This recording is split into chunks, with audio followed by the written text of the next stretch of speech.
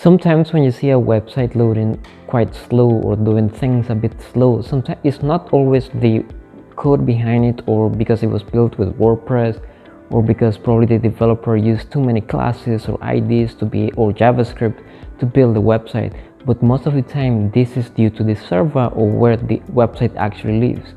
So in this video I'm going to show you the few things that I think about when I'm trying to get our server provider for one of our website projects, and even for the websites that we own. So if you're interested, stay tuned.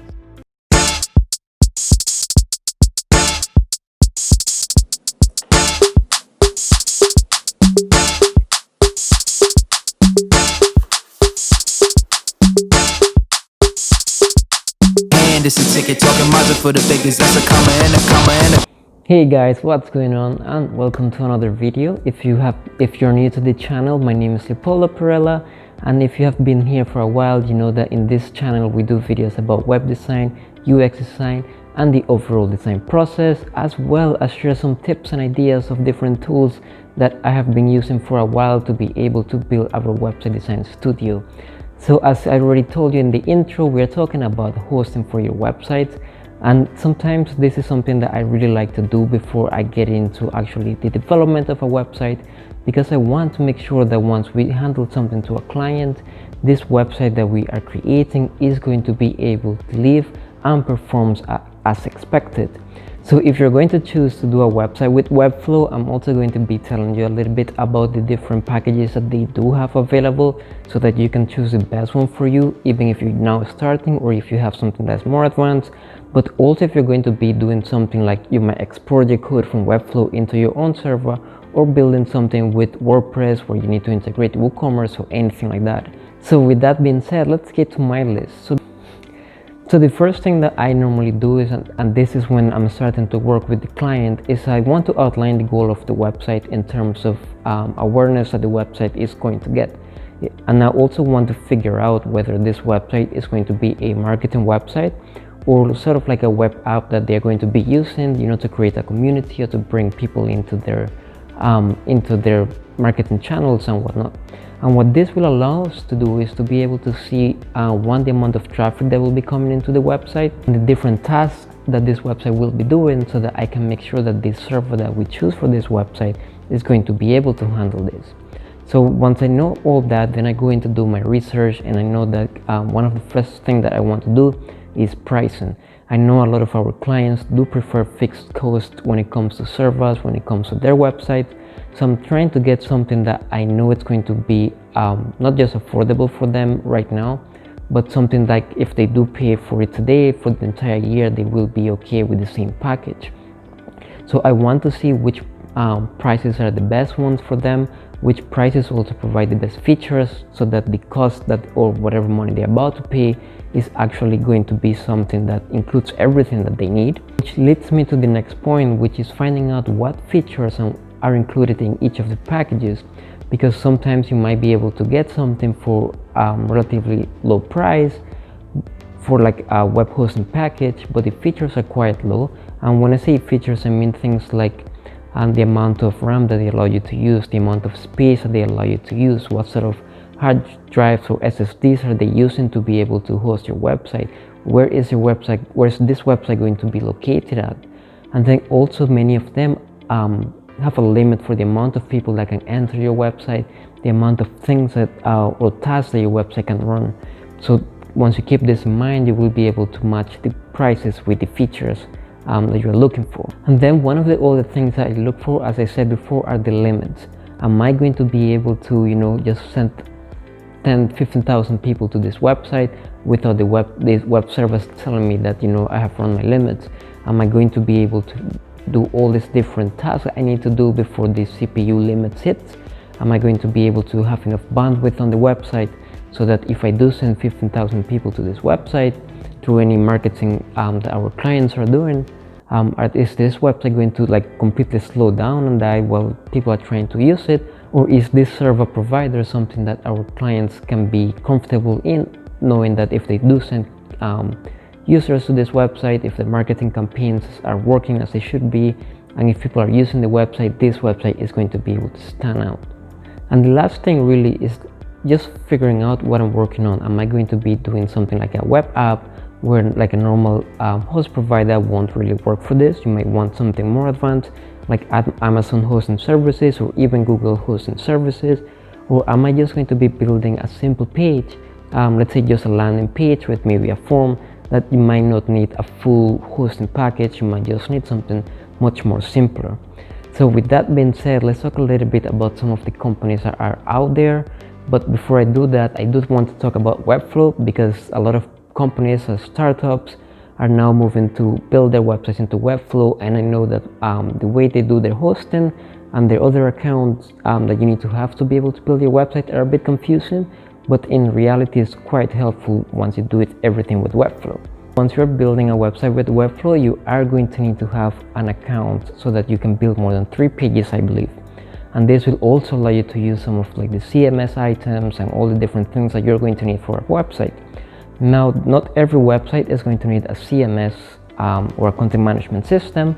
This is more for, I would say, more advanced websites, like, you know, if you know that you're going to be adding team members to your website, different blogs. So let's say, just like how we have our recommended tools on our website, this is sort of built with a CMS.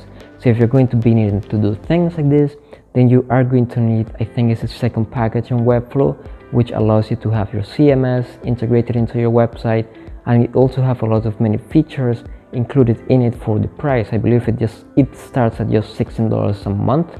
So for this deal and everything that they include actually in their servers and in their hosting, is quite a really great deal. Now, if you do not need to have a CMS on your website, you can go for the lower package, which I think it might be something like $12 a month, and this will have everything that you need except the CMS part of it. So eventually, if you think that your website needs to grow, it's very easy to just move to the other package, or to the they also have like an even bigger package, and now they are doing things for startups. So if you're a startup, I'll recommend to contact them.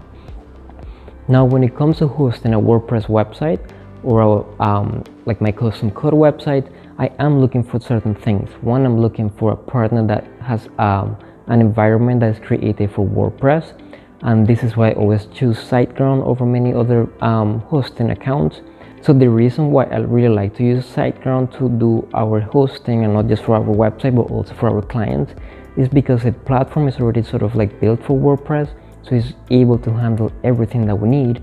And since we try to not build our websites on their servers, we try to build it outside of the servers, it's very easy for us to transfer a website from our local hosting straight into the server within just a few minutes, which makes everything so much simpler.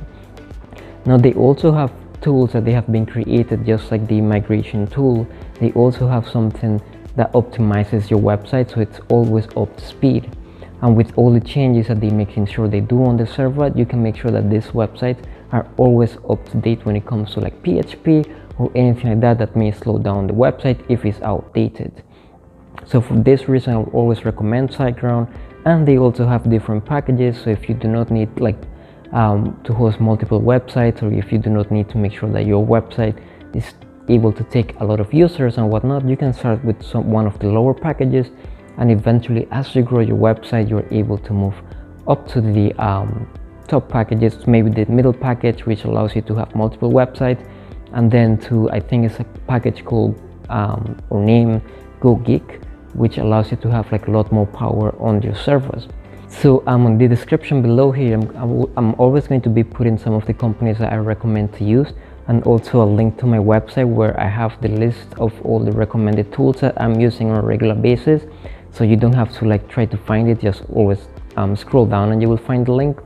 And then there are other companies that I do recommend also, maybe something like Flywheel, which I know they have been creating their servers to be able to host WordPress websites. But let's say you are also thinking about implementing some sort of like WooCommerce into your WordPress website, or e-commerce with Gravity Forms or anything like that. This is something you also want to look for, and you also want to make sure that these platforms are able to do it. I know with SiteGround, from our experience, we have been able to run e-commerce websites with ease. We never had a problem with loading time or anything like that. However, I will tell you a story of where we hosted a website outside of SiteGround, and we had a lot of people going into the cart, but because it was taking so long to go from the product to the cart to the checkout page, the loading time, people were literally opting out of this, not buying product. But once we moved it into SiteGround and we were able to optimize the speed for the entire process, we noticed an increase in sales. And this tells you a lot, because loading time of a website can actually hurt your business. So the faster your website is loading, the faster or the better the experience will be for your users. So if you're going to be doing something more advanced, let's say a web application or anything like that, I would recommend to do Amazon hosting services, or you can also go to Google hosting services. They are pretty decent when it comes to all this. One thing I would recommend though is, before you do choose one, make sure just contact them, see if they can actually handle the things that you need to do. Make sure that they have all the features that you actually need before you actually go into purchasing something. So most of these companies, their contact or the support teams are pretty helpful. I deal with them quite often. Whenever I have a question, I do ask them, and a lot of the time they are able to guide me accordingly. So just make sure to do your research, compare the project that you're going to be working on with the different features and everything that they provide you. Make sure your client understands that this is something that they're going to be paying on a yearly basis, so they don't get a surprise at the end of the year. And once you have put it all together, just choose the platform that works best for you. So guys, if you're interested in more videos like this, I'm going to be creating, as I said in the intro, videos about web design, UX design, but also about the tools that we have been using for the last years, which have helped me to be able to create a better experience for our clients. So make sure to hit the bell button and the subscribe button, and I will see you again in the next video.